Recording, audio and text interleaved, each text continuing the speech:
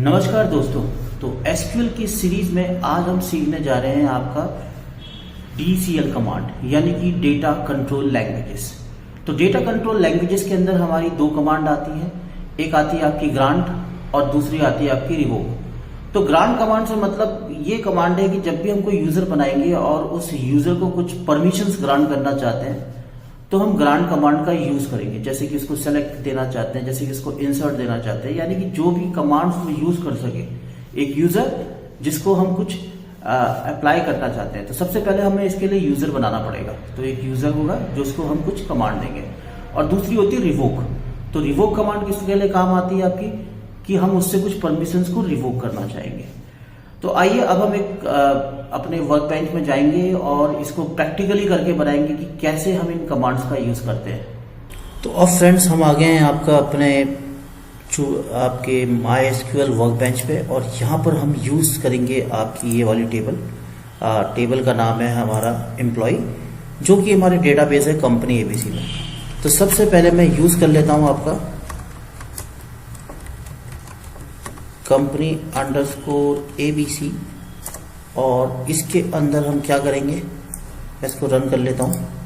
तो ये रन हो चुका है आपका। तो हमने अपने डेटाबेस को यूज कर लिया और इसके अंदर हम यूज करेंगे आपका DCL कमांड, यानी कि data control language.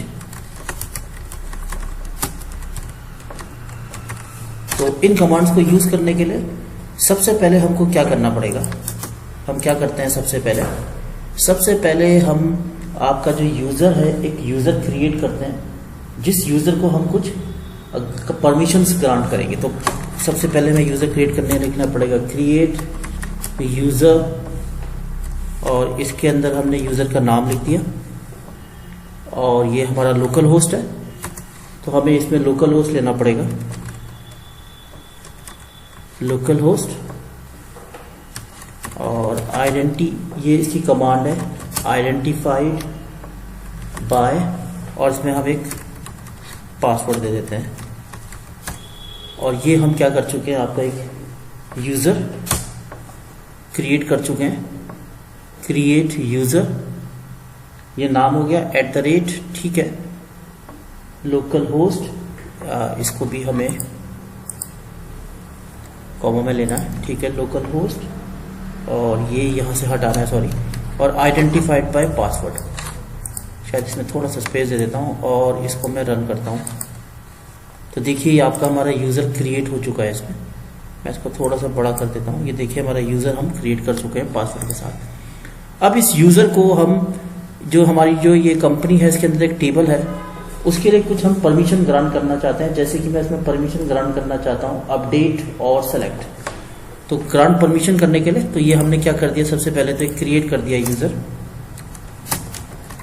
Create user, और अब हम इसको कुछ परमिशन ग्रांट करेंगे, ग्रांट परमिशन।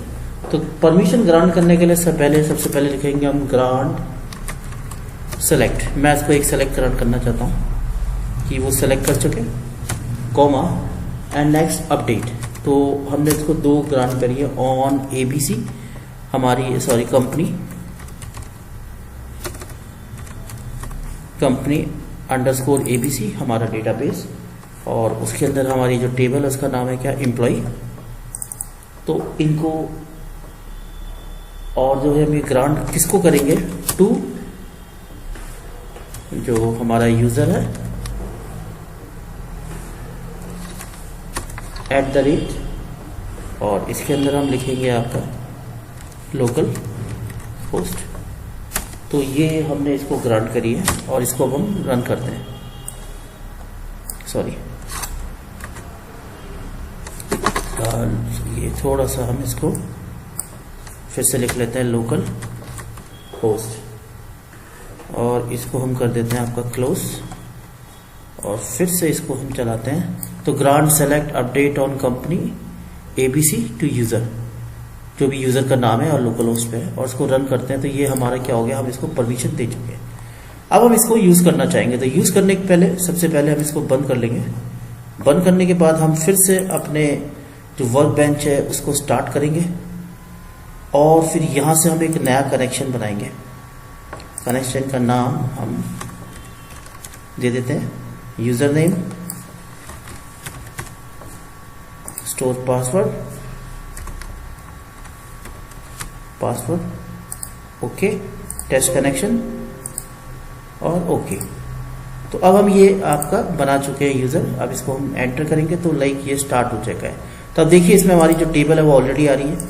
अब हम इसमें कौन कौन सी कमांड चला सकते हैं, एक तो सेलेक्ट कमांड चला सकते हैं और उसके अलावा हम इसमें अपडेट भी कर सकते हैं। अगर हम इसमें अपडेट करना चाहें तो हम अपडेट करके भी देख सकते हैं। जैसे कि हमने लिखा अपडेट, जैसे हमारे पास डेटा है ये already ABC update company .abc dot, हम अपने नाम लिख देते हैं एम्प्लॉय, या डायरेक्ट एम्प्लॉय भी लिख सकते थे, employ set salary equal to, मैं महेश की सैलरी कर देता हूँ 55,000, वेयर ID इक्वल टू 1। तो ये हमने इसमें कमांड दी है कि जहाँ पे ID 1 है उसको अपडेट कर दे। राइट करते हैं, स्टार्ट करते हैं और देखते हैं कि चला कि नहीं चला। थोड़ा सा इसको बड़ा करके देखता हूँ।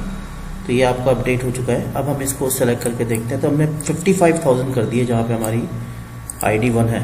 तो देखिए वहाँ सैलरी आपकी 55। तो ये हमारा चल रहा है। अब नेक्स्ट होता है हमारा कि अगर हमारा ये चल रहा है तो इसके अलावा हम रिवोक भी कर सकते हैं।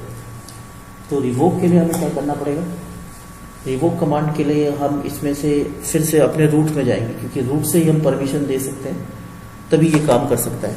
तो मेरे को ये बंद करना पड़ेगा आपका और उसके बाद फिर से आपका स्टार्ट करना पड़ेगा ये। और यहाँ पे मैं अपने रूट वाले कनेक्शन से यहाँ पे लिखता हूँ रूट, एंटर। तो हम ये लॉगिन हो चुके हैं। लॉगिन होने के बाद अब हम इसमें से सबसे पहले मैं क्या करता हूँ, मैं डेटाबेस को यूज़ कर लेता हूँ। तो ये डेटाबेस को यूज़ करना ज़रूरी है, यूज़ डेटाबेस। और मैं इसमें से कुछ कंडीशंस को हटाना चाहता हूँ, जैसे कि रिवोक। मैं इसमें से सिर्फ दोनों को ही कर देता हूँ,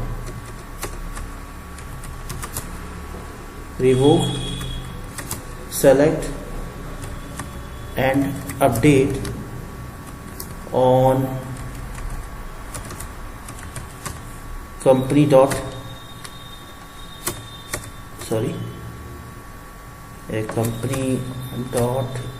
ABC और इसके अंदर जो हमारी टेबल है उसका नाम है एम्प्लॉय। यहां से मैं हटाना चाहता हूं फ्रॉम, जो मेरा फ्रॉम यूजर नेम @ ये कहां पर है हमारा, लोकल होस्ट में, लोकल होस्ट। और इसको क्लोज कर देते हैं और इस कमांड को चला के देखते हैं कि हम रिवोक कर रहे हैं अपनी जो भी इसमें परमिशन है ये चलाने, चेक करते हैं क्या गलती हुई। Revoke select amount on, revoke select update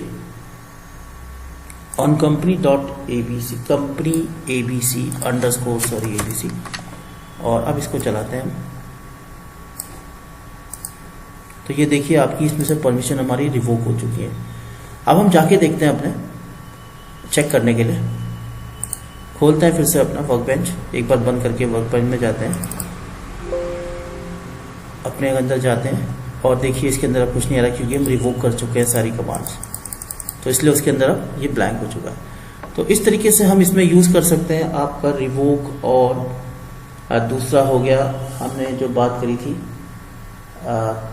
one is revoke, another one is grant. तो ग्रांट और रिवोक को हम इस तरीके से यूज़ कर सकते हैं। Thank you very much for watching.